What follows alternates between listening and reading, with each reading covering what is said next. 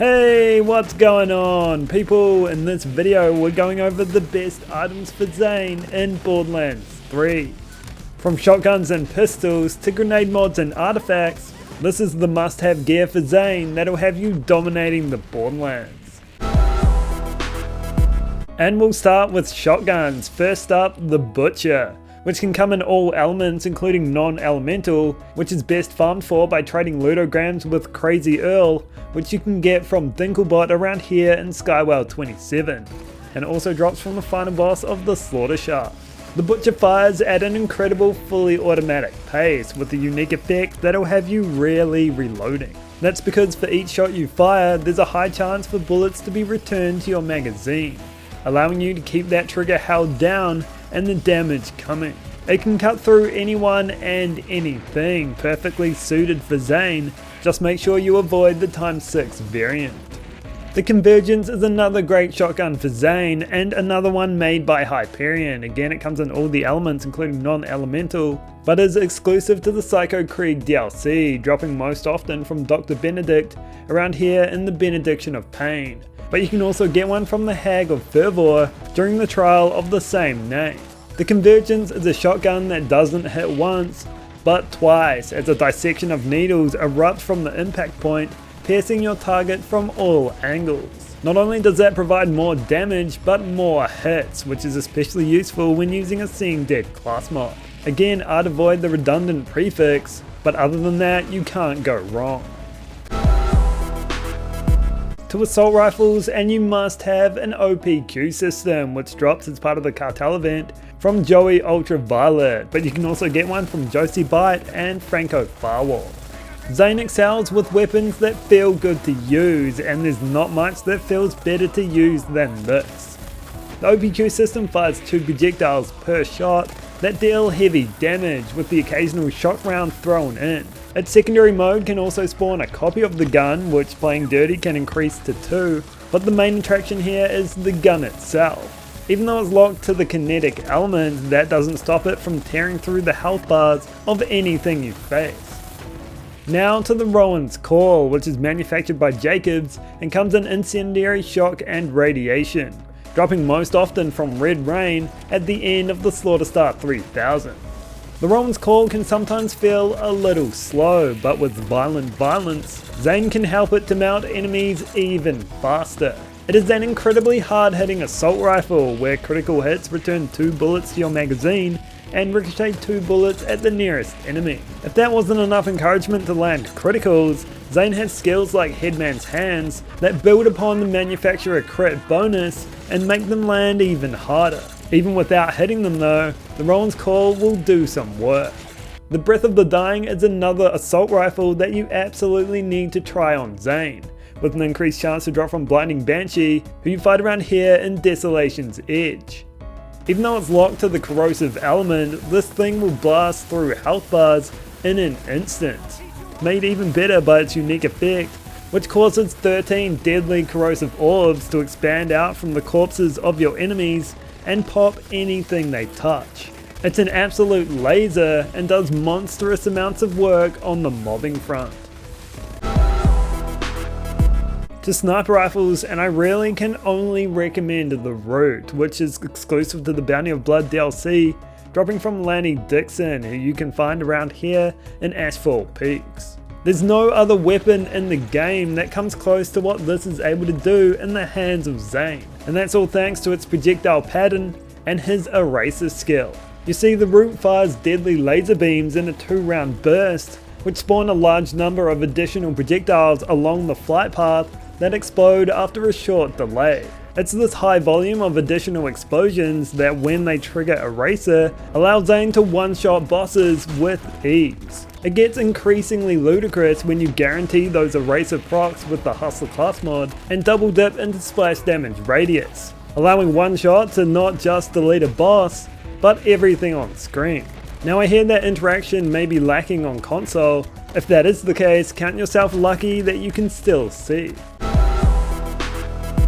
2 SMG'S and my personal favourite, the Needle Gun, which is another cartel exclusive weapon dropping from Joey Violet, but also from Josie Bite and Franco Firewall. The needle gun comes in all the elements including non-elemental and is a gun that does all the work for you. It fires homing rounds that debuff your target, and whenever the 10th one hits them, it'll automatically refill your magazine. With it in your hands, all you have to do is shoot in the general direction of enemies and it'll do the rest. I prefer the ×2 variant to double up on the stacking since you're getting your ammo back anyway, and that'll just provide you with more DPS. Moving on now to the crit, which you can obtain from Moxie's bar by dropping her a few million quid. When she's happy with the amount, she'll send it to you by mail. The crit always comes in shock, deals 150% bonus critical hit damage, and provides you with 10% lifesteal. Of course, we have salvation, so we don't need the lifesteal, but hey, we're gonna take that damage. This is probably the most all-round busted weapon in the game, and Zane is perfectly placed to make use of it. His multitude of kill skills combine to make it that much better, and the Purple Tree Capstone provides 25% bonus damage while aiming. We don't need to aim though to do things like this, but it's certainly going to help us to drain those health bars in record time. Now to the Redistributor, an elemental SMG that can only be obtained by defeating Wotan, who you fight as part of the Maliwan takedown. The Redistributor has a special synergy with Zane thanks to its unique effect, which causes every 7th shot to be amped, and for all amped shots to chain to nearby enemies. What Zane players should know though is that the barrier provides amp shots while it's active, and therefore will make every shot chain, although only the 7th gets the bonus 50% damage. With the barrier active, you'll find that enemies will crumble around you, enemies that you haven't even shot at, let alone looked at. It's great at clearing out arenas and certainly shines brightest on Zane. To launch is now, and there's nothing better for one-shotting than the Kick Charger, which is obtained from Arms Race with an increased chance to drop from this chest room. The Kick Charger is a railgun that fires rounds that pierce through enemies, and when fully charged deal 400% increased damage. You can avoid the charging altogether simply by sliding, which makes it perfect for a one-shot build that capitalizes on violent violence and violent momentum. With it in your hands, you'll be a walking one-shot one-kill, and you can increase its damage further with skills like Cold Bore, Playing Dirty, and the Art of War. Although it's clearly designed for bossing, it only consumes 1 ammo per shot, which makes it great for mobbing too. Next up, the Yellow Cake, which is exclusive to the Cartel event, dropping like they all do from Joey Ultraviolet, but from Fish Slap and Tyrone Smallums as well. Where the Kick Charger doesn't capitalize on a racer, the Yellow Cake does, and that's all thanks to its projectile pattern that has it splitting off into multiple projectiles. When these projectiles explode, they can trigger more, which makes it incredibly deadly. A single shot can flatten a whole group of enemies, and is more than enough to one-shot a boss. There's plenty of other launchers, and weapons for that matter, that take advantage of a racer, able to do some incredibly unique things. There's too many to name, so I encourage you to experiment. Onto pistols, and we start with the Light Show, exclusive to the Bounty of Blood DLC, with an increased chance to drop from Lazodactyl, who you fight around here in the Obsidian Forest. The Light Show comes in all elements, including non-elemental, and is a gun that will never let you down. It fires 4 damaging projectiles per shot in a circular pattern that cut rings into your targets. Whether you're mobbing or bossing, the Light Show ticks those boxes, and it ticks them incredibly well. Now to the Tizzy, another weapon belonging to Arms Race. This one has an increased chance to drop from this chest room. The Tizzy is damage personified, a COV weapon that ignores its overheat cap to fire at extraordinary levels. Every 6 shot ricochets, and every 12 deals 70% increased damage. You'll want the ×3 variant to maximize your damage output, giving you the ability to drain health bars faster than I suck life from a room. However, with the Digiclone Regen Ammo Anointment, you are able to use this for extended periods while mobbing. However, you do miss out on quite a bit of damage, but it is something to be aware of. And we have to mention the Grease Trap, another Cartel weapon. This one can also drop from Roaster and the Tenderizer. The Grease Trap is essentially a companion for your clone. Your clone is a companion for you, and this is his special friend. That's thanks to its secondary firing mode, which increases the damage of the first, allowing Zane to grease up enemies for the Digiclone to destroy. It is a wonderful combination that produces mountains of damage. For grenade mods, I've handpicked It's Piss, which has an increased chance to drop from Sloth, who you'll find riding Thunk around here in Conrad's Hold. The thing about Zane is he doesn't often throw grenades. That's often up to the drone, so when it happens you'll want to make it count. Whenever enemies are caught up in its explosion, they'll take 20% increased damage for 6 seconds. It's a good bonus, although hardly realized. If anything, just make sure you have enough grenades to cover all the action skill and elemental anointments. Onto shields, and we'll start with the Frozen Heart, a unique legendary shield which can only drop from Aurelia, who you fight around here in Black Barrel Cellars. The Frozen Heart is a throwback to the early days of Zane, where cryo was his thing. Whenever the shield depletes, a cryonova will erupt around you, freezing enemies solid and returning that damage as health. Pair it with an action skill start anointment and Zane's cannon, and you'll hear the crack of novas all day long. It pairs incredibly well with an icebreaker victory rush, and this build provides that added hit of nostalgia. If you're 12 and nostalgia for you is learning to crawl, then maybe you'll want to try the Revolter, a shield belonging to the Director's Cut, with an increased chance to drop from Sumo around here in Escatan Row. The Revolter is a shield that'll make Zane angry whenever it depletes, giving him an extra 50% bonus fire rate and 200% bonus shock damage. That effect lasts for 15 seconds, and combining Zane's cannon with one with an action skill start anointment, you'll feel those bonuses all the time. It's just way too good to ignore, and is a shield every 4th tree Zane player should have. The last shield I'll recommend is the Infernal Wish, another one dropping from Arms Race, this time from this chest room. The Infernal Wish provides you with an extra projectile as long as there's some charge in it, and with playing dirty, Zane can make that 3.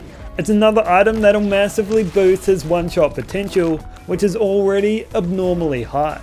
However, it will try to burn you if you shoot too much, so the bossing arena is where it is most suited. To class mods, and we start with Seeing Dead. This one belongs to the first DLC, Handsome Jackpot, and drops from Jackpot himself in the VIP tower. Ever since it was released, this class mod has been a must-have for Zane. It actually made him playable, and remains one of his best class mods to date. It allows Zane to activate all of his many kill skills simply by shooting things, with a 4% chance to activate them per hit. It also makes them 10% more effective, making it a class mod that performs incredibly well in all scenarios. Next, the Hustler, which drops as part of the Psycho Krieg DLC from Loco Mobius, who you fight in Sapphire's Run.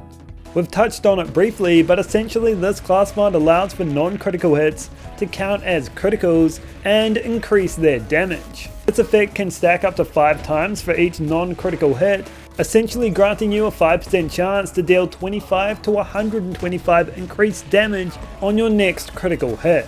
The key thing that makes it great though is its ability to count splash damage as critical damage, and therefore proc Eraser, which spawns another projectile that is much more powerful than the last. If you want to see Zane at his best, then you need to try this class mod. Next up, Antifreeze, which is best farmed for during the Trial of Discipline and drops from its final boss. The Antifreeze is a class mod made for one-shotting, increasing Zane's weapon damage by 40% while he's sliding or airborne. Sliding is what we care about here, thanks to speed increasing artifacts, and it rolls with both violent speed and violent momentum. If you're looking to do damage through speed, then this is the class mod for you. Last for class mods, we have the Executor, which has an increased chance to drop from Baron Noggin. You fight around here in the Meridian Metroplex. The Executor is a great base game class mod, providing you a number of bonuses after you kill an enemy.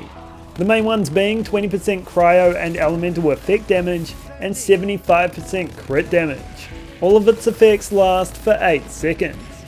If you're accurate, this class mod can do a lot of work, and its effect is counted as a kill skill, which makes it even easier to activate.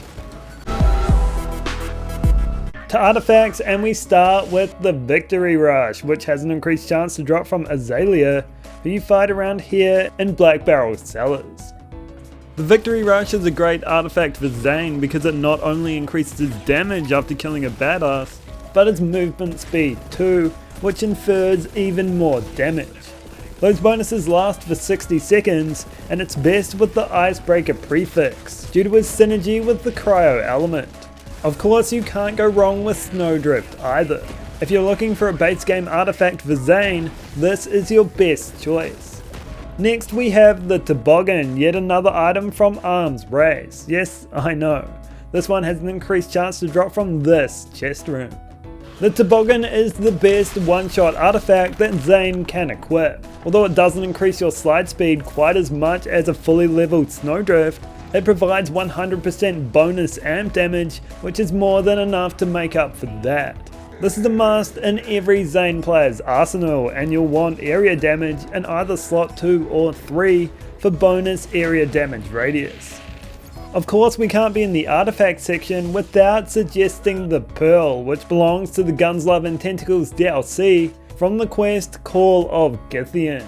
With the Pearl equipped, each hit will grant you 1% increased gun damage to a maximum of 15%, and reaching that cap provides a bonus 90% on top of that. With Zane, who fires faster than most, you'll often be riding that cap where you can roll around in a whole lot of damage. It does come with limited stat rolls though, with the best ones being fire rate and max size. Like Zane, this artifact is very pick up and play, and can simply do no wrong.